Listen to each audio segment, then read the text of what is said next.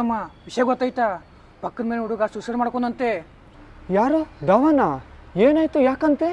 ಗೊತ್ತಿಲ್ಲ ತಮ್ಮ, ಕಾರಲ್ಲೆಲ್ಲ ಓಡಾಡ್ತಾ ಇದ್ದ, ಗರ್ಲ್ಫ್ರೆಂಡ್ಗೆಲ್ಲ ಕಾಸ್ಟ್ಲಿ ಗಿಫ್ಟ್ ಕೊಡಿಸ್ತಾ ಇದ್ದ, ಬ್ರ್ಯಾಂಡೆಡ್ ಬಟ್ಟೆ ಕೂಡ ಆಗ್ತಿದ್ದ. ಅದಕ್ಕೂ ಸೂಸೈಡ್ ಅಟೆಂಪ್ಟಿಗೂ ಏನು ಸಂಬಂಧ? ಒಳ್ಳೊಳ್ಳೆ ಕಾರು ಕಾಸ್ಟ್ಲಿ ಗಿಫ್ಟ್ ತಗೊಂಡ್ರೆ ಅವ್ರಿಗೆ ಡಿಪ್ರೆಷನ್ ಬರಬಾರ್ದಾ? ಹೌದು, ಹಾಗಂತೆ ತಮ್ಮ.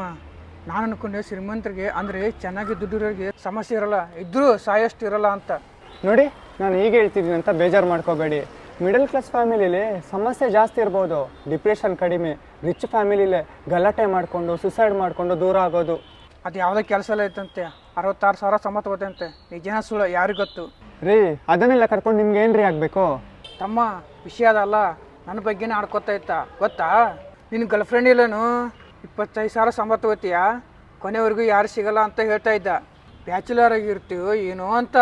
ಹೇಳೋರ ಮಾತಿಗೆಲ್ಲ ತಲೆ ಕೆಡ್ಸ್ಕೊಳಕ್ಕಾಗಲ್ಲ. ಅವನಿಗೂ ತಂದೆ ತಾಯಿ ಇದ್ದಾರೆ, ಅದೇ ನೋಡ್ಕೊಳ್ಳಲ್ಲ. ಒಂದ್ಸಲ ಹುಡುಗಿ ಲೈಫಲ್ಲಿ ಎಂಟ್ರಿ ಕೊಟ್ಟರೆ ಗಮನ ತಂದೆ ತಾಯಿ ಬಿಟ್ಟು ಹುಡುಗಿ ಕಡೆ ಹೋಗುತ್ತೆ. ನಾವು ಎಷ್ಟು ಹೇಳಿದ್ರೂ ಬುದ್ಧಿ ಬರಲ್ಲ.